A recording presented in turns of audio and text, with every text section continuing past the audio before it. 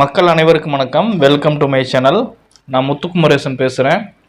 இன்றைக்கி நம்ம இந்த வீடியோவில் எதை பற்றி பேச போகிறோன்னா, பிரசாந்த் மாரி செல்வராஜை வச்சு கிளின்னு கிழிக்கிற மாதிரி செருப்படி கேள்வி ஒன்று கேட்டிருக்காரு. அதை பற்றி தான் இன்றைக்கி நம்ம இந்த வீடியோவில் பார்க்க போகிறோம். வாங்க வீடியோக்குள்ளே போகலாம்.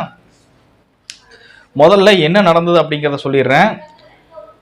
கவின்குமார், தூத்துக்குடியை சேர்ந்த கவின்குமார் அவர்கள் ஆணவ கொலை செய்யப்பட்டிருக்காரு. இதை பற்றி ஆல்ரெடி நான் முன்னாடியே ஒரு வீடியோ ஒன்று போட்டிருக்கேன்.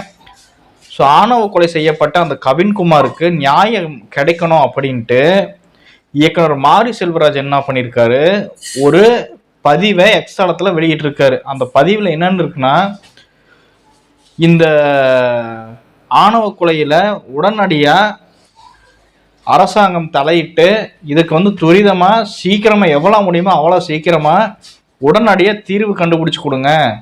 இந்த வழக்கில் ஒரு முக்கியத்துவம் கொடுத்து உடனடியாக தீர்வு கண்டுபிடிங்க அப்படின்னு சொல்லிட்டு ஒரு பதிவு. ஸோ இந்த ஒரு பதிவை டேக் பண்ணி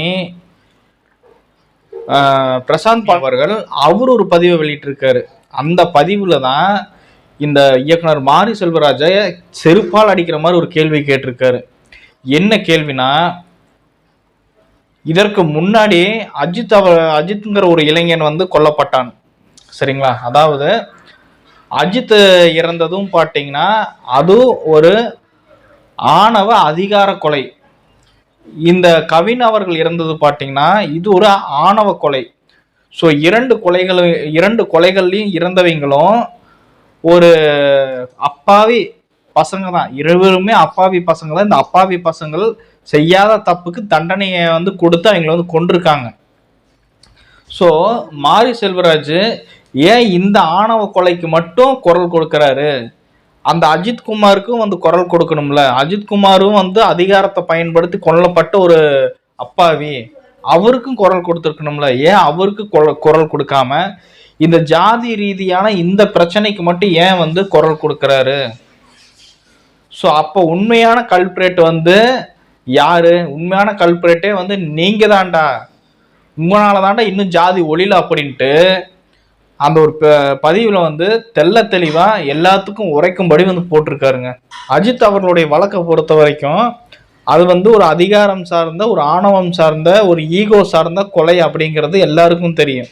ஸோ அந்த ஒரு வழக்கில் உடனடியாக நீதி கிடைக்கணும்னு ஏன் இந்த மாரி செல்வராஜ் போன்ற ஆட்கள் எல்லாம் குரல் கொடுக்கல? ஏன் ஒரு ட்வீட் பண்ண, ஒரு பதிவை வெளியிடலை? ஏன் அந்த களத்தில் நிற்கல? ஆனால் இந்த ஆணவ கொலை நடந்த இந்த ஒரு இடத்துல மட்டும் இவங்க ஏன் உள்ள வராங்க? ஜாதி ரீதியான பெயர்கள் அடிபடும் பொழுது மட்டும் ஏன் உள்ள வராங்க? அப்போ உண்மையிலேயே ஜாதி அப்படிங்கிற அந்த பேரை காப்பாற்றணும்னு நினைக்கிறது யாரு? இந்த ஜாதிங்கிற பேரை சொல்லி சுத்தறவங்களா, இல்லை ஜாதி ஒழியணும்னு நினச்சிட்டு சுத்தறவங்களா? இந்த மாரி செல்வராஜ் சேர்ந்த ஆட்கள்லாம் பார்த்தீங்கன்னா, ஜாதி ஒழிக்கணும், ஜாதியை ஜாதியில் இருக்கிற ஜாதியை டோட்டலாக ஒழிக்கணும், ஜாதினால நிறைய பேர்த்தோட இது ஒடுக்கப்படுது, உரிமை ஒடுக்கப்படுது, மக்கள் ஒடுக்கப்படுறாங்க, அப்படி இப்படின்னு சொல்லிட்டு படங்கள் எடுக்கிறாங்க. அரசியல் ரீதியான படங்களை எடுக்கிறாங்க. அது உங்களுக்கே தெரியும்.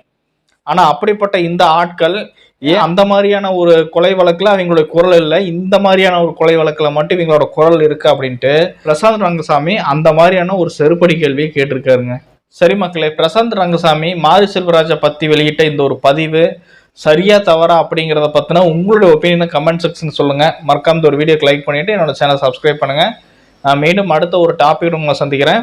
நன்றி, வணக்கம்.